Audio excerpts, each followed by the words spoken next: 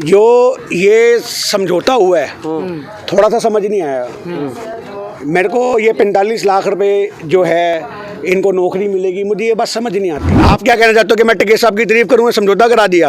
हर बंदे के अपने निजी मैंने क्या बोला, हर बंदे के अपने निजी विचार हैं। मैं तो समझौते के पक्ष में नहीं हूँ। आज सरकार तानाशाही बन चुकी है, वो तानाशाही रवैया अपना रही है। उनकी मर्जी में आगे जिसको मर्जी मारो। अभी तक तो आज से पहले लाठियों से डंडों से किसानों को पीटने का प्रावधान था, अब ये नया प्रावधान है, गोलियां मार दो, बंदूकें मार दो और गाड़ियों से कुचल दो। ये फॉर्मेलिटी है, क्योंकि जिस समय घटना की जांच हो रही है 9 से 10 बार चाय आ रही है, 9 से 10 बार बिस्कुट आ रहे हैं। अरे भैया, ऐसे कौन से अपराधियों को तुम बिस्कुट चाय खिलाओगे? ये सजा भी उस स्टाइल में होगी कि जेल के अंदर एसी होगा, ये सजा भी उस स्टाइल में होगी कि जेल के अंदर पलंग होगा, ये सजा भी उस स्टाइल में होगी कि मौसम के हिसाब से गरम गरम रजाइयां भी होंगी और मूंगफलियां भी होंगी। क्योंकि आज अगर एक नेता के बच्चे को पकड़ा गया है तो ये दिन दूर नहीं है कि जब मोदी जैसे तानाशाही भी बहुत जल्दी हमारे देश के अंदर सलाखों के पीछे होंगे।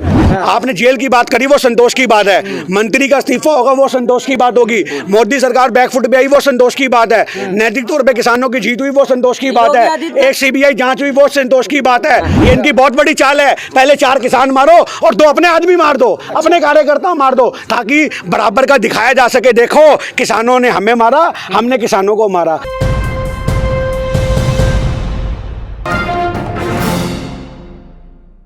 अभी लखीमपुर में जो घटना हुई उसके बाद गिरफ्तार कर लिया गया है, तो क्या आपका रिएक्शन है? ये किसानों की नैतिक जीत है। ये एक किसानों के लिए खुशी का मौका है। जितना दुख हमें किसान लोगों को हुआ था उस घटना से, आज अगर देखा जाए तो ये लोकतंत्र की जीत है।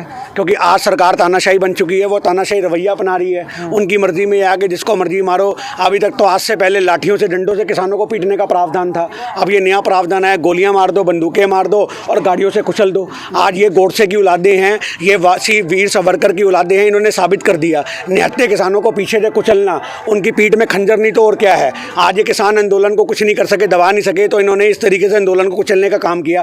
पर ये लोग नहीं जानते हैं कि किसान जो कौम है वो अपने आप में एक स्प्रिंग के समान है। ये जितना उसको दबाएंगे उतना उछल के वो और आगे आएगी। अब ये सोच रहे हैं कि आंदोलन को दबाया जाएगा। इन्होंने आंदोलन को, और कहते हैं ना कि जो कोयले होते हैं अगर वो ठंडे हो जाएं तो कई बार वो भी अंगारे फोड़ देते हैं, समझ रहे हो ना बात, हवा लगते ही। तो आज किसान आंदोलन के अंदर जो एक जान फूकी है, लखीमपुर की घटना ने किसान आंदोलन में एक जान फूकी है, और आज उस घटना की हम बहुत निंदा करते हैं। और जो हमारे साथी शहीद हुए हैं, जिनकी हत्या की गई है, उनके लिए हम श्रद्धांजलि अर्पित करते हैं।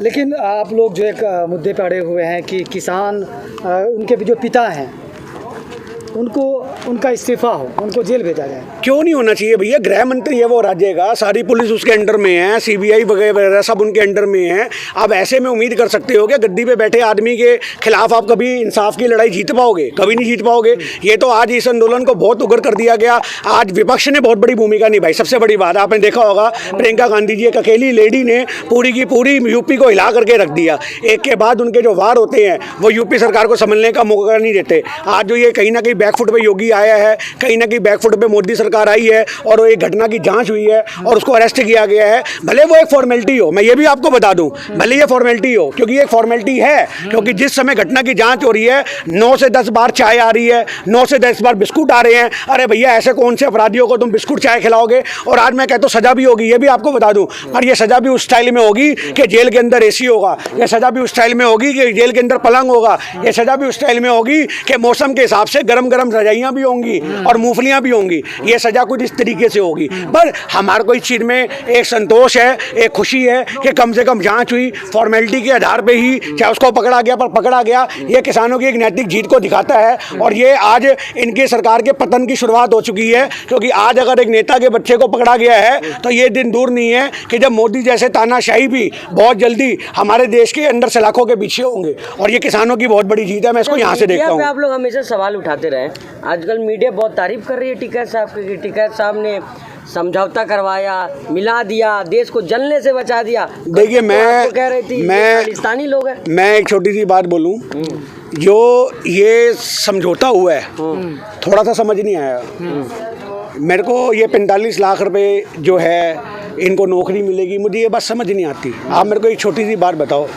आज हमारे घर से किसी की मौत हो जाए और एक आदमी हमें पैसा दे दे कि ये ले बुड्ढे, तू इस पैसे से अपने घर की रोटी खाइयो, इस पैसे से अपने घर का चूल्हा जलाइयो। आप मुझे एक बात बता दो, ऐसा कौन सा आदमी होगा जिसके घर में उसके बेटे की, उसके पिता की, उसकी बेटी की चिता जली होगी और उस पैसे से वो रोटी खाएगा? जब वो बुजुर्ग एक निवाला तोड़ेगा ना, अपने मुंह में निवाला डालेगा, उसको याद आएगा कि ये निवाला किस पैसों से है। उस निवाले के अंदर उसको अपने बेटे का लहू नजर आएगा, उस निवाले में उसको अपने बेटे की शहादत नजर आएगी, उस निवाले में उसको अपने बेटे की याद आएगी।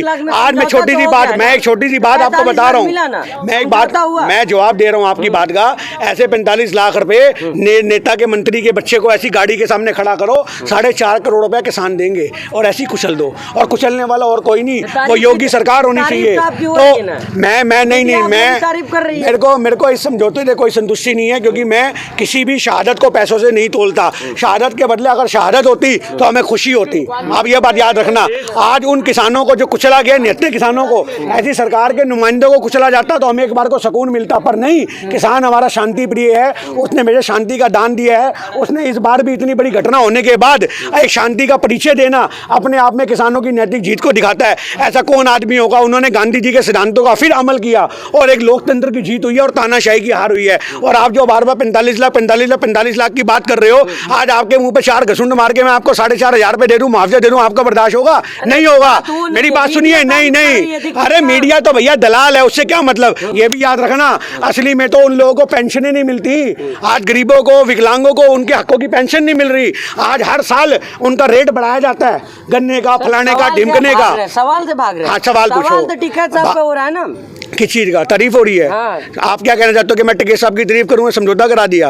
हर बंदे के अपने निजी, मैंने क्या बोला, हर बंदे के अपने निजी विचार हैं। मैं तो समझौते के पक्ष में नहीं हूँ, मैं समझौते के पक्ष में नहीं हूँ मेरे भाई, मैं यही तो कह रहा हूँ। मैं, आप ये थोड़ी ना, देखो आज गांधी जी हमारे देश में सिद्धांत चलाते थे, पर गांधी जी के विचारों से राजगुरु सुखदेव, मेरी बात पूरी होने दो, भगत सिंह कई बार सहमत नहीं होते थे, तो क्या उसका यह मतलब है कि वो आपस में भिड़ने लग जाएंगे? हर आदमी की अपनी सोच है, उनको जो ठीक लगा उन्होंने वो किया। पर मैं अपना निजी सवाल ये कह रहा हूँ कि अगर मेरे घर के अंदर किसी की शहादत हुई है, मेरे किसान भाइयों की शहादत हुई है, तो मैं उसको पैसे से नहीं तोलता। ठीक है, एक बार को ये पैसा थोड़ा सा सहारा देता है, थोड़ा सा पुश करता है उन गरीब लोगों को, पर आप उस बात को कैसे झूठ भूल सकते हो कि जब किसी इंसान के घर में मौत हुई हो और उस पैसे से वो घर में आटा खरीद के लाएगा, उसका बाप उस राशन लेके आएगा, तो उसके मुंह से निवाला कैसे निकलेगा? आप मुझे छोटी सी बात बताओ। हाँ, वो संतोष की बात है। आपने जेल की बात करी, वो संतोष की बात है। मंत्री का इस्तीफा होगा, वो संतोष की बात होगी। मोदी सरकार बैकफुट पे आई, वो संतोष की बात है। नैतिक तौर पे किसानों की जीत हुई, वो संतोष की बात है। एक सीबीआई जांच हुई, वो संतोष की बात है।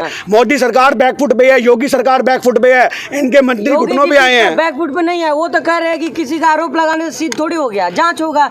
अभी ये जो गिरफ्तारी हुई है, उसमें सहयोग नहीं करने की वजह से गिरफ्तारी हुई, आरोप सिद्ध नहीं हुआ है। अब मैं एक छोटी सी बात बताता हूँ। हाँ। आरोप सिद्ध होना या ना होना, वो तो योगी जी के बाएं हाथ का खेल है। सिक्का हुआ सिक्का, 1 रुपए का यूं उछाला, हेड आया तो भी फैसला मोदी के फेवर में, टेल आया तो भी फैसला मोदी के फेवर में। सिक्का खड़ा तो होने से मतलब नहीं है भैया। मैं तो एक ही बात जानता हूँ, नैतिक तौर पे किसानों की जीत हुई है। आप नैतिक तौर का मतलब समझो। नैतिक तौर के मतलब का मतलब ये होता है कि सरकार का बैकफुट पे आना। आज आपको पता होगा 1925 के अंदर चंपारण का एक मूवमेंट गांधी जी ने शुरू किया था, और वहाँ पे हमारे देश के अंदर नील की फसल उगाई जाती थी ब्रिटिशर के द्वारा, और जो वो हमारे देश में ब्रिटिशर नील की फसल उगाते थे, वो हमारे देश के किसानों को, बिहार के चंपारण के किसानों को मजबूरन जमीन हत्या करके उनसे पैसा वसूलते थे। पर आज उस, जब गांधी जी उस आंदोलन का हिस्सा बने, तो वो अंग्रेज सरकार 25% पैसा वापसी देकर के गई, तो वो नैतिक तौर पे जीत थी। आंदोलन की नैतिक तौर पे जीत का मतलब होता है कि आंदोलन जिंदा है, लोग उस चीज को दिल से ले रहे हैं।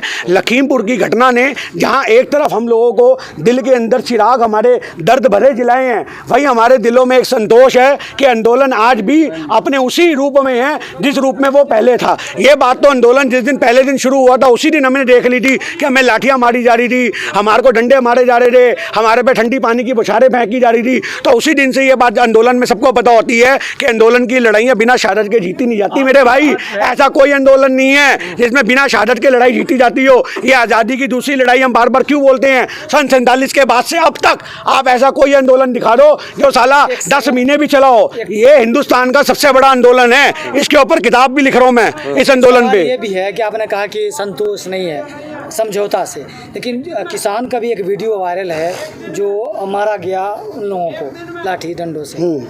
तो उनका इंसाफ आप एक छोटी सी बात बताओ, अब ये तुम 4-5 आदमी खड़े हो, मेरे को आगे मारोगे पीटोगे तो मैं कोई गांधी का भक्त थोड़ी ना हूँ जो मैं हाथ जोड़ के खड़ा रहूंगा।